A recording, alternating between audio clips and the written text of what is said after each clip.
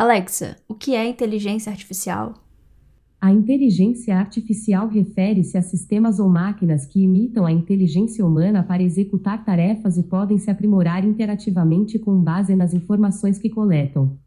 Embora tenha imagens de robôs parecidos com os homens de alto funcionamento que dominam o mundo, a inteligência artificial não pretende substituir os seres humanos.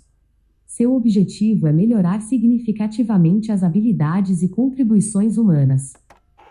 Você deve ter visto que esses dias estava rolando uma trend envolvendo inteligência artificial com as famosas imagens do Estúdio Ghibli. Muita gente participou dessa trend, inclusive talvez você tenha participado, e eu não tô aqui pra te julgar, até porque eu nem acho que faz sentido essa culpabilização individual para um problema muito maior. Existe esse efeito manada na internet, que talvez seja o tal do FOMO, porque a gente não quer ficar de fora de um negócio que tá todo mundo fazendo. E eu acho que também rola uma curiosidade genuína. Eu fiquei curiosa pra saber como que eu ficaria no traço do Estúdio Ghibli, mas aí é que tá, não é o traço do Estúdio Ghibli, é roubo de propriedade intelectual. Eu não entendo como e nem por que a lei é diferente para uma pessoa ou para uma pequena empresa e para uma empresa gigante responsável por uma ferramenta de inteligência artificial. Mentira, eu sei por que é diferente. É diferente por causa de dinheiro.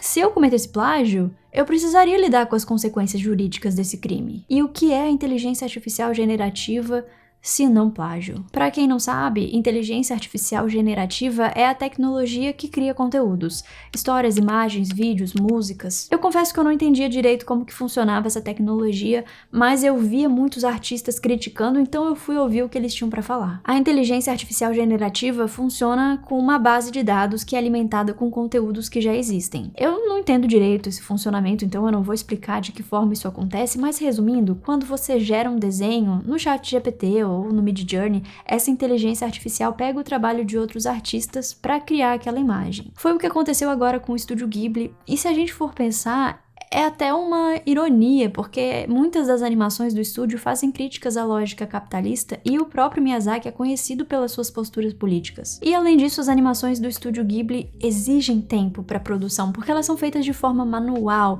elas são feitas com muito trabalho humano. Eu acho que essas grandes corporações lançam essas trends para criar uma boa imagem não só das suas empresas, mas também da própria ideia de inteligência artificial, porque quem que não quer ter uma imagem fofinha com os filhos, com o cachorro, com o gato, às vezes até com um membro da família que já morreu, sabe? Isso mexe com o nosso emocional. A gente pensa que mal pode existir numa imagem fofinha, tá todo mundo fazendo. E esse sentimento de FOMO é incentivado por essas empresas, porque é assim que o capitalismo funciona.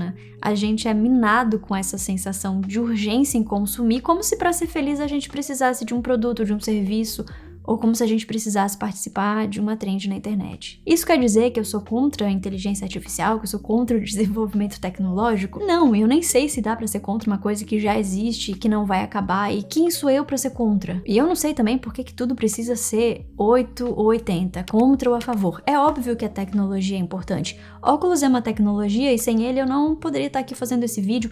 Esse vídeo não existiria sem tecnologia. Eu tô aqui gravando com a minha câmera, depois eu vou editar no meu computador e eu vou postar na internet. Mas eu acho sim que precisa haver algum tipo de regulamentação em relação à inteligência artificial. E me corrijam se eu estiver errada, mas eu tenho a impressão de que existe uma diferença entre inteligência artificial generativa e outras formas de inteligência artificial. Por exemplo, criar imagens a partir das ilustrações de outras pessoas.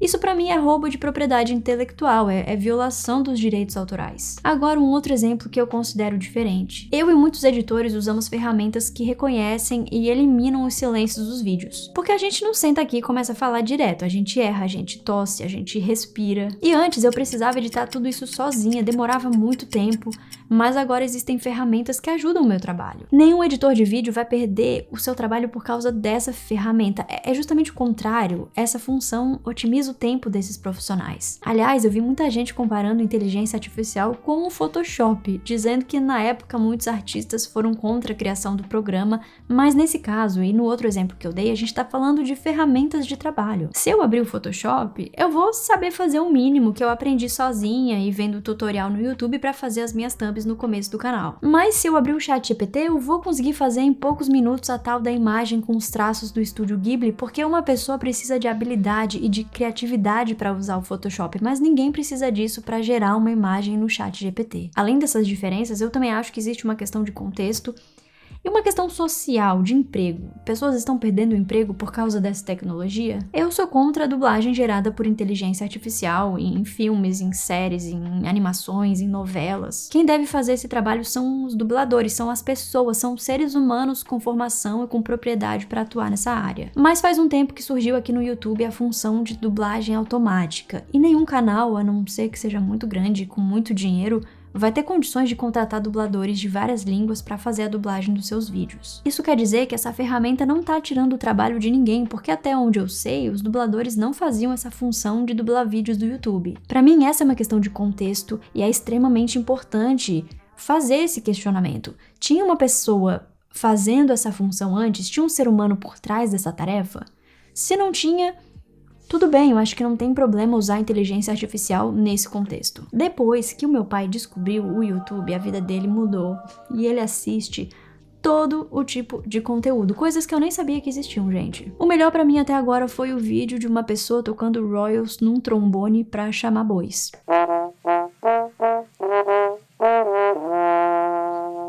Eu não sei como meu pai acha essas coisas, assim, o algoritmo dele é algo indecifrável. E ele é uma pessoa muito curiosa, meu pai gosta de saber tudo sobre todos os assuntos e, apesar de ele nunca ter viajado, ele gosta de conhecer outras culturas, ele gosta de conhecer outros países pelo YouTube, então agora ele assiste vídeos de outros lugares e consegue entender o que está sendo falado por causa da dublagem automática. Eu vejo esse recurso como uma espécie de acessibilidade, porque sem ele não teria nenhum outro tipo de dublagem no YouTube, não tinha ninguém fazendo esse trabalho antes. Nesse caso, a tecnologia não veio substituir o trabalho humano e, pra mim, como eu falei, essa é a questão fundamental. Por isso que é totalmente diferente de apoiar a inteligência artificial para substituir dubladores em séries, em filmes, em animações, enfim, para substituir pessoas que fazem um trabalho incrível e para acabar com uma profissão que já está estruturada há tanto tempo. Eu sou contra essa substituição por um motivo óbvio, que é o desemprego em massa que isso causaria, mas tem mais uma questão quando a gente fala sobre arte, sobre todo tipo de arte. A inteligência artificial não seria capaz de gerar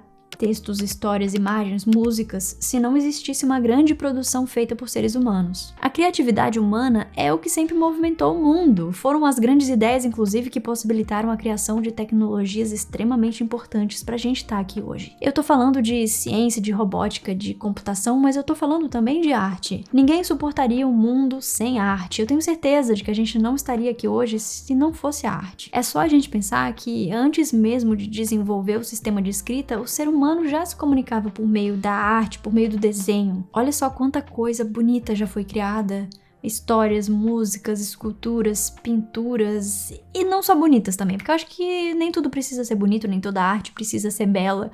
Mas quantas vezes a arte proporcionou reflexões, questionou a ordem das coisas, provocou sentimentos nas pessoas. Eu acho muito triste pensar que um dia a gente pode viver numa realidade em que a criatividade não seja mais importante, em que as pessoas não vão mais nem conseguir desenvolver a criatividade, porque nada vai ser criado, vai ser tudo reproduzido. Eu me sinto o próprio Walter Benjamin falando essas coisas, e eu sei que o conceito de arte muda com o tempo, mas eu não acho que um dia a gente vai olhar para a inteligência artificial e vai pensar que isso é arte. Eu espero que não, pelo menos, porque em nenhum momento histórico a arte deixou de estar associada à criatividade e às habilidades humanas. Um dos argumentos que eu vejo para defender a inteligência artificial generativa é que essa tecnologia é mais barata e que por isso vai ajudar os trabalhadores e os pequenos empresários. Eu acho essa justificativa muito engraçada, porque artistas também são trabalhadores e geralmente são pequenos empresários autônomos, então você está defendendo quem com esse argumento? E já que estamos falando sobre pequenas empresas,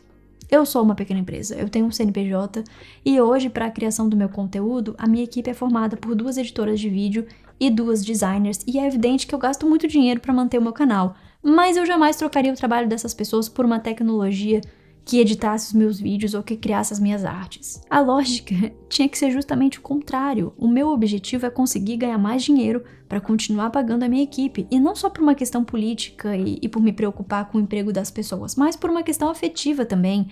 E eu acho que a gente tá perdendo um pouco dessas noções. Quem trabalha comigo não tá só dedicando o seu tempo e compartilhando a sua criatividade para criar algo para mim. Isso já é grande demais, isso já tem que ser valorizado. Mas também existe uma relação de afeto. Eu me tornei amiga dessas pessoas. Imagina que tristeza um mundo em que você faz tudo sozinho, de forma mecânica, na frente do seu computador, sabe? Uma realidade em que você não tem troca.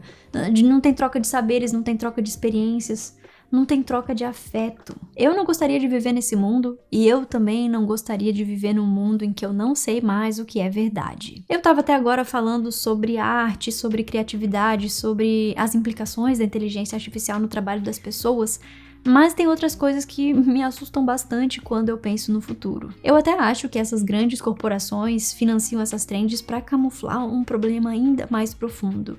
Pra gente pensar que a inteligência artificial é criar imagens bonitinhas. Mas não. Eu juro que eu não quero soar pessimista e muito menos contra o avanço tecnológico, mas a gente já vive numa sociedade em que a verdade não importa. As eleições já são influenciadas e até definidas por mentiras. As pessoas já acreditam em montagens toscas que são visivelmente editadas. Há pouco tempo, eu sabia identificar o que era uma montagem, o que era um vídeo criado por inteligência artificial, mas agora tá ficando muito difícil saber o que é verdade e o que é mentira. Às vezes os meus pais vêm me mostrar um vídeo e eles me perguntam se aquilo é verdade, e sinceramente nem sempre eu sei responder. Se tanta gente já acreditava em montagem mal feita que circulava pelas redes sociais, como é que vai ser quando qualquer pessoa conseguir criar uma imagem ou um vídeo que de fato parece real? A inteligência artificial já é e vai ser cada vez mais uma ferramenta política e uma tecnologia usada para fins extremamente problemáticos. Você pode usar a sua foto para fazer uma versão bonitinha de desenho, mas outra pessoa pode usar a sua foto ou a foto do seu filho para fazer coisas bem ruins. Para você ter uma ideia,